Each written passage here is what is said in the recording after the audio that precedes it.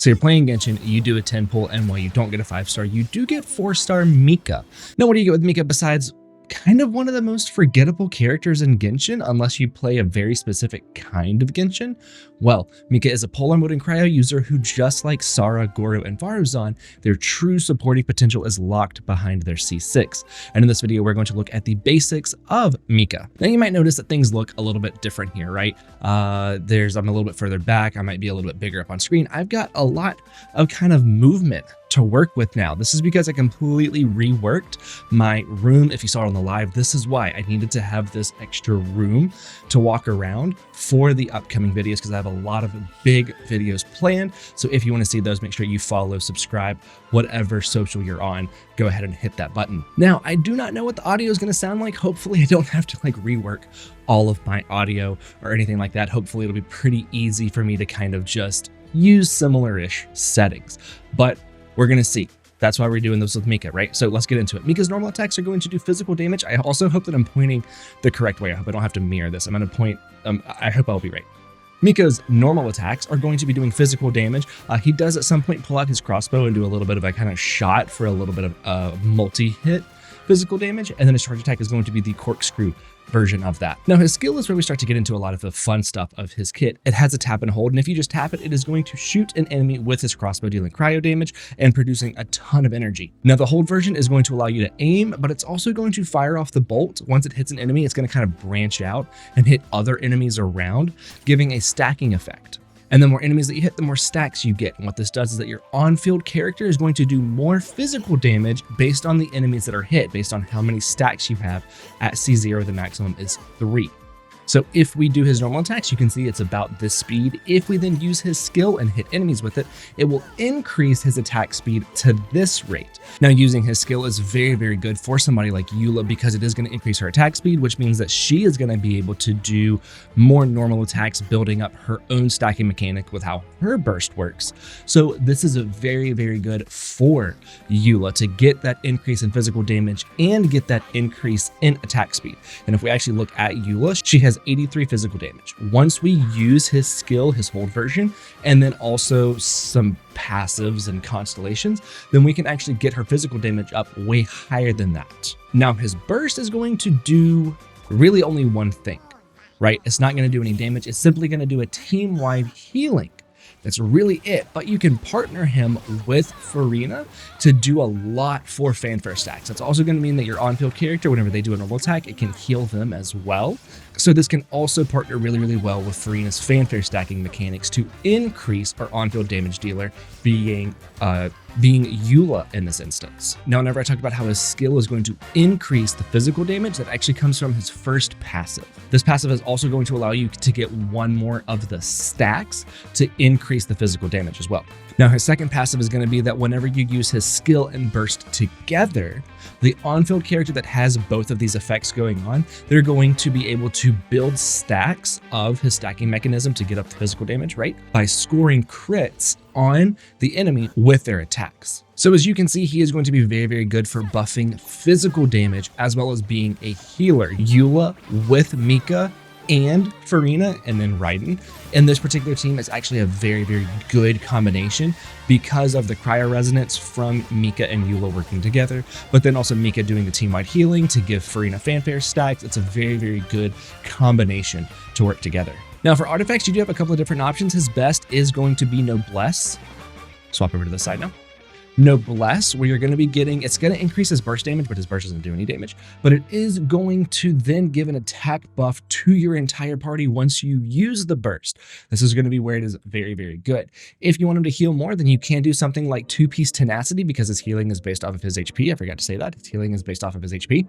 2-piece tenacity, 2-piece VG, 2-piece tenacity, 2-piece clam, 2-piece tenacity, 2-piece ER, just to kind of be able to use his burst more often. You have a lot of different 2-piece options with Mika. Or you can simply go with like 4-piece clam to get the healing bonus and do physical damage based on how much healing he does. For the main stats, you're most likely going to be running either an ER or HP Sands, an HP Goblet, and then an HP or a crit rate circlet, depending on your weapon. If you have enough ER or you have enough HP without having to do a crit rate circlet, then you can do a crit rate circlet, especially if you're going to have Favonius on him, which is his best weapon. Favonius is going to get up energy recharge, and then if you score a crit hit, it is going to produce energy. This energy is elementless, meaning that you can kind of use it as a battery to go to Eula or Rosaria or somebody else who you need to get a little bit more energy to.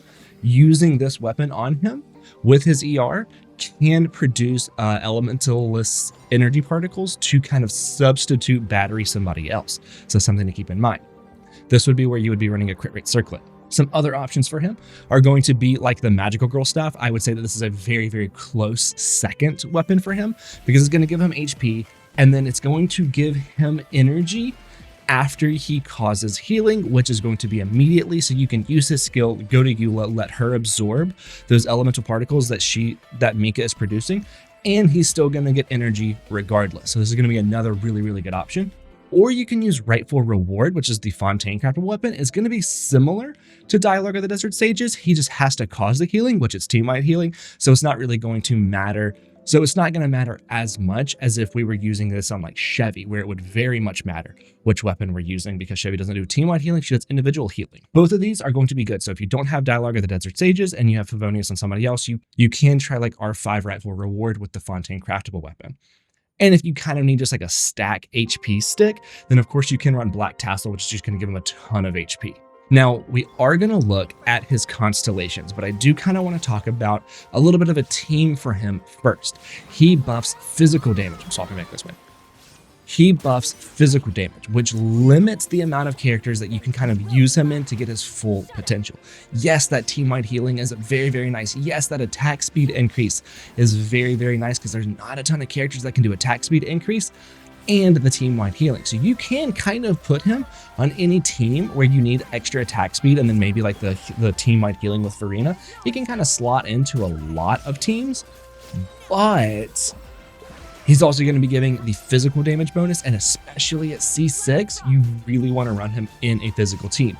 Being with somebody like Eula, physical Rosaria, or somebody like on-field physical Fischl, which also is going to involve superconduct reactions with all of these teams, which he can help with because that's Cryo and Electro. So while he is a team-wide healer and attack speed increase, the C6 on him is very, very valuable for Eula, Rosaria, and like physical Fischl. But let's look at those constellations. So his C1 is going to decrease the intervals at which attacks can trigger his healing after using his burst. And it's also going to decrease it based on the attack speed. So you're going to want to level up his skill to decrease the interval and increase the attack speed. Number 2 is going to allow you to build stacks from his skill from the initial shot and from the other shots. I might have said that when I was explaining his skill, that's how it works. And that was from his C2.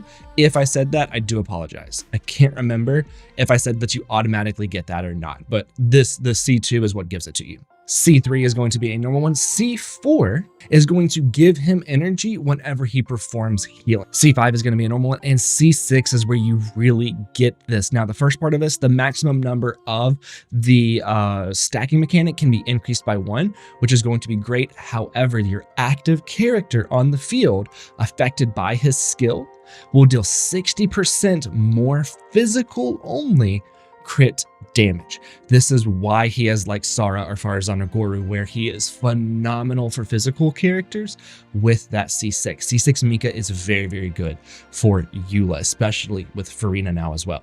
So if you've ever heard that C6 Mika is really, really good on physical teams, this is why. It's going to be that physical only crit damage that really, really makes him a phenomenal physical buffer. Now, you might have noticed that my Mika during all of this was level 70. I actually took him from 50 to 70 right before making this video, because while I do have Eula, I haven't used her recently. However, during this video, I actually started trying to kind of use her a little bit more, and this was fun. I really did like running her and Mika, and then of course Raiden, with Raiden having 4-piece tenacity to give an attack buff. I know that's almost criminal. You would never run 4-piece tenacity on Raiden unless you're doing something like this. And then of course Farina. So this team was a lot of fun, and just kind of like in against the Dendro chicken, she was able to hit like 386k.